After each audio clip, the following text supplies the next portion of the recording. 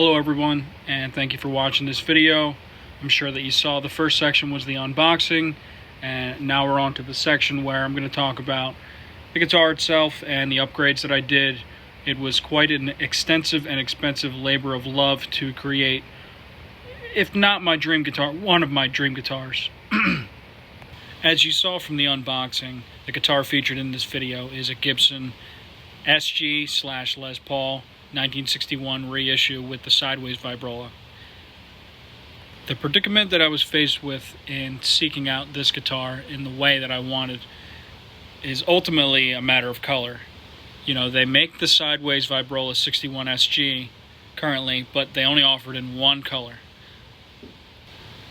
There are a few that I found online, factory white Gibson Les Pauls from 61, 62, maybe 63, but they're anywhere from $5,000 to $25,000, depending on whether or not they had the original PAF. So that was out of the question. I considered using Gibson's made-to-measure program, and so I requested the made-to-measure order sheet from Sweetwater, submitted my order, and I'm going to talk about Gibson and their customer service a lot in this video, but the made-to-measure program, just a warning for anybody considering that, it's actually quite limited. It's not really a custom shop, or at least in my opinion. You really can't do too many customizations. You're very limited. For example, they wouldn't let me, even though it was going to be a $4,500 guitar, they wouldn't let me put a sideways Vibrola on my custom made-to-measure Gibson, and they also wouldn't let me put a small block inlay on the first fret. So this is just the one strike against Gibson's customer service that I'm going to mention in this video. Despite me loving Gibson's products, they just have some weird sort of tendencies with their customer service. So the route that I ultimately took was to just buy a brand new sideways Vibrola 61 Les Paul SG from Gibson, even though it came in cherry, and to just have it refinished by a reputable refinisher. So you saw the cherry, the factory cherry finish in the unboxing, and I'm going to now reveal the absolutely stunning white refinish in nitro, which was done by a company in Chicago called Chicago Fretworks. They've done work for the Red Hot Chili Peppers, Wilco, and other AAA rock acts. So here's the finish. It looks amazing. It's stunning. It reminds me of like an old hot rod.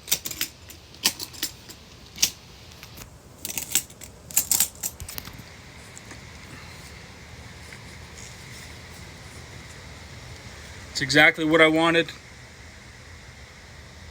Never seen another guitar that looks like that. A white 61 reissue with the sideways trim. Never seen one in person. There are a few out there. They're very rare and very expensive. So I got this from American Musical Supply. It's a 2022 model. I'm going to talk a lot about why I wanted this guitar, why it ended up being one of my dream guitars.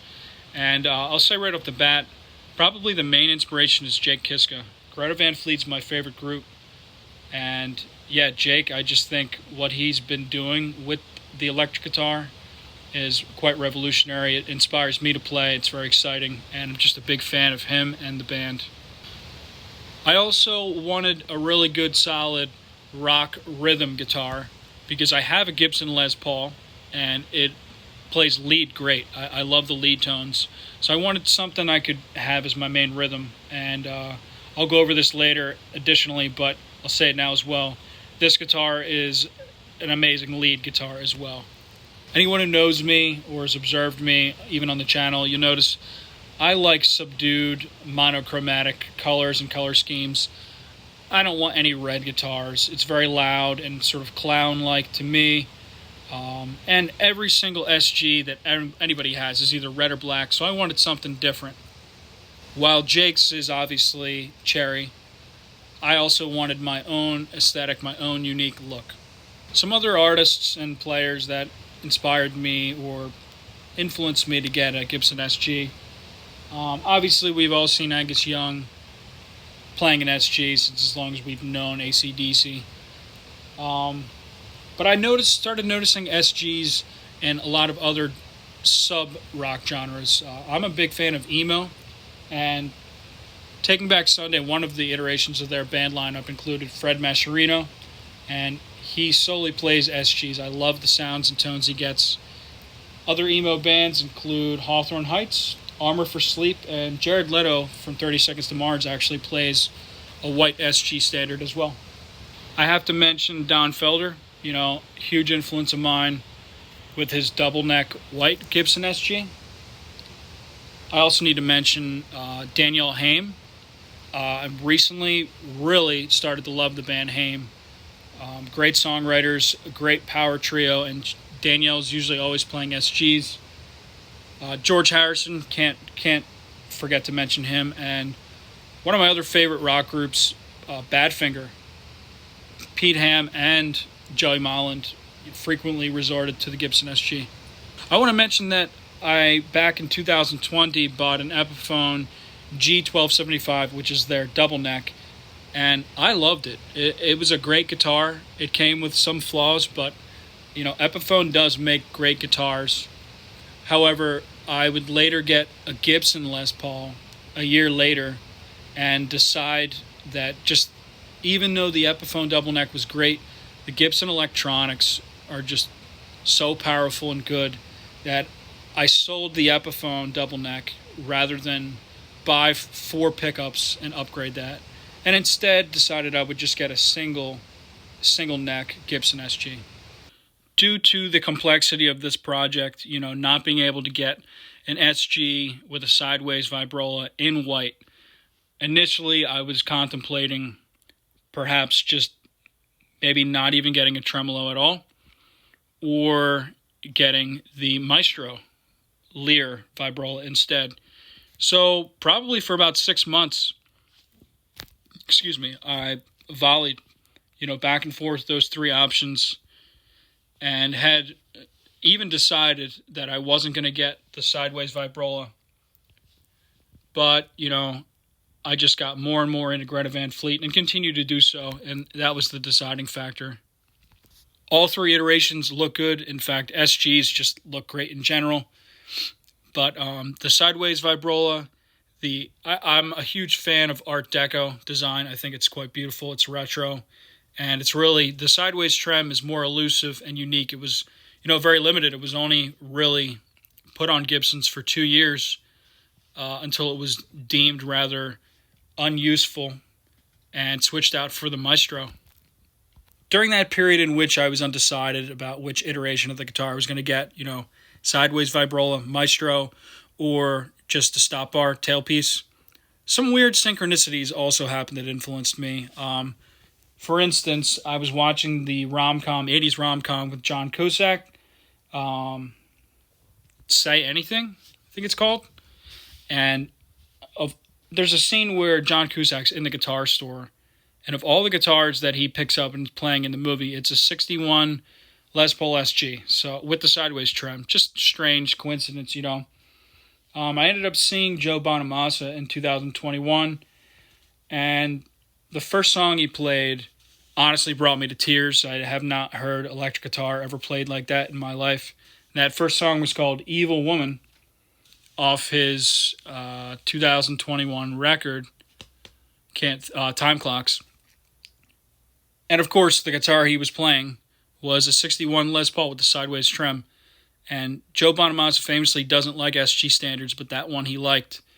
And the tone and playing was so good it brought me to tears. So things kept sort of popping up in my face, telling me to get the sideways trim. And lastly, one of my favorite players, Stephen Stills, who's known for his Gretches, even played a 61 Les Paul SG during, I think it was the 1974 CSNY tour. So, yeah, I'll talk about some of the upgrades now. First and foremost, the case that came with the guitar is brown with sort of a pinkish red color interior. It looked great with the cherry, the cherry finish on the guitar, but it doesn't match a white guitar at all. And I'm quite obsessive compulsive. Everything's got to match in my eyes. So that got sold, the brown case, and this was a really difficult case to find on its own, but I did finally get one. Black exterior, the reptile style, white interior, And this satin guitar shield came from an online retailer called Guitar Lingerie. The woman who owns it is extremely nice and friendly. I highly recommend using her. And I hate to do this, but there's a knockoff brand that stole her design, Guitar Lingerie, called Axe Shield. And not only is the guy a huge asshole, but he also puts his logo right front and center on it. And I don't know about you, but I don't want your Axe Shield logo on my Gibson guitar case. So yeah, use Guitar Lingerie if you can. That lady's super nice, customer friendly. The other guy is not. Obviously, the guitar is now white. I asked Chicago Fretworks to do an Alpine white in nitro, and we know it's going to fade, right, with nitro, but I think it turned out really well. I like bright white. As I mentioned before, I didn't want red. Everybody and their mother has a red SG. It's so saturated. This looks pretty cool, pretty unique. Chicago Fretworks was really the technician who worked on my guitar. He's the main technician, luthier, and owner. Dan was great to work with. We had several phone calls. You know, he really took his time to work with me. I originally wanted this to be a polyurethane finish, just because poly will not fade and doesn't crack as easily. But after him and I talked, you know, I got kind of convinced it is a Gibson. It's a historic Gibson, or a historic reissue. It should have nitro.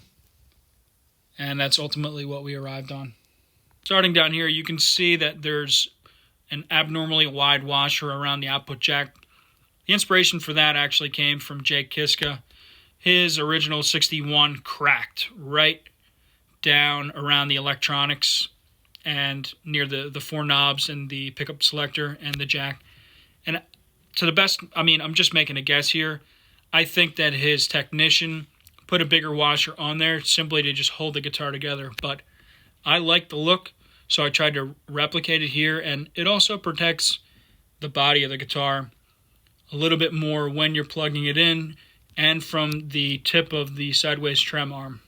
Moving over, I added the nickel knob pointers, which are on Gibson Les Pauls from 1961 and should have came. I'll talk about some of the very few flaws of this guitar later. One of them ultimately adds up to being, Gibson claimed this is a 1961 reissue, but they really left out some features from original 1961s that should have been included. I swapped out the plastic switch tip. It was a cream-colored switch tip to a black metal knurled. If you watch my other videos, you'll notice, and I talk about it, I always switch to metal. It's more solid, and I like the look and feel. The poker chip that came with this was black with gold lettering. Not going to cut it here. That doesn't match. I switched to black with white lettering. So you're not going to see the change reflected here because they're not installed. But original 61s, early 60s Gibsons, and I think 50s as well, had domed thumb wheels on the ABR 1 bridge. And I bought them, but they don't fit. I have to buy conversion posts. So for now, it's just the stock ones. They just don't quite look as accurate to me. Another mess up of Gibson, or maybe they just didn't care, was the the pick guard was not accurate size or style or look in regards to original 61 and 62. The pick guard, this one is a wide bevel. It's a little bit thicker, has a wider bevel around the edges, and it's longer. Original 61s, actually, the pick guard should almost be touching the poker chip there. This one didn't quite replicate that feature as much as I hoped, but it's better. It's closer than the stock one that Gibson had on there. Despite this being a very expensive guitar and made by Gibson, legendary Gibson, advertised as a 1961 Les Paul reissue, it didn't even come with a Les Paul truss rod cover like they should. So that's another thing that I had to add. I also want to mention that even the Epiphone 1961 Les Paul reissue comes with the Les Paul truss rod cover. So that's inexcusable. And I also want to say that it took 3 Les Paul truss rod covers from Sweetwater to get one that wasn't botched. Talk a little bit about Sweetwater lately. They just been messing up every order I've been getting from them, even small parts like this. Once again, Gibson was not authentic. They included single ring Clouson tuners, and I've seen some early 60s Les Paul SGs have double ring and single ring. Jake Kiska has double ring, so that's what I wanted. The double ring Clousons did need conversion bushings, which I got from StewMac. And once again, something I bought from StewMac didn't work or didn't fit right. A lot of issues with StewMac. I think they're a terrible company. Almost everything I buy from them has issues or doesn't fit right or doesn't do what it's designed or advertised to do. So these bushings were from Chicago Fretworks. Thank you, Dan. Go to All Parts, and they look good. They match the aesthetic of the guitar, and they worked. They fit right. Some things that I might do in the future, I might do some fret leveling, sanding, all the way at the top of the neck, at the upper frets. I'm not used to ever having that kind of access to the upper frets as you do with an SG.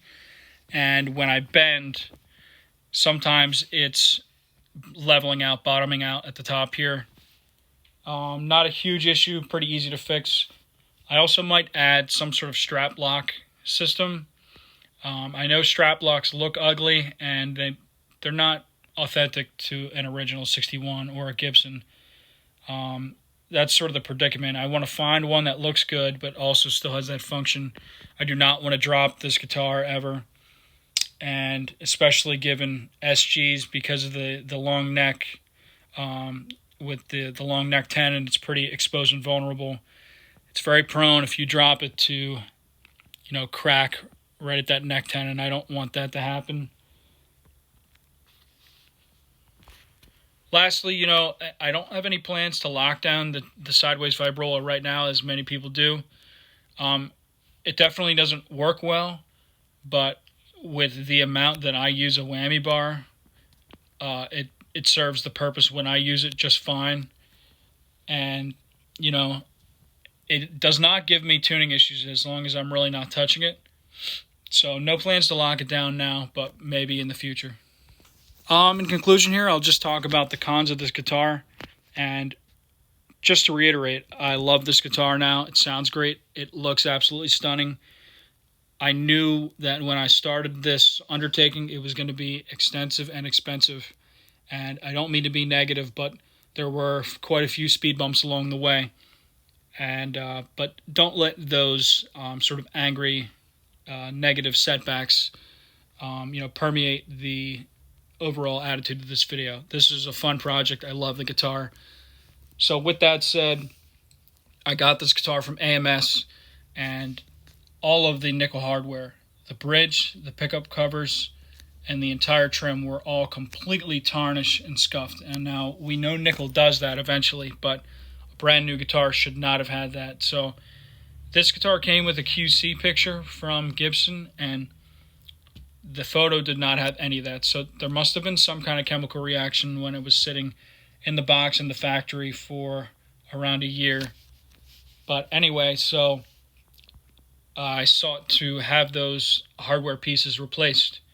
And Gibson was completely uncooperative and quite rude, especially the customer service guy.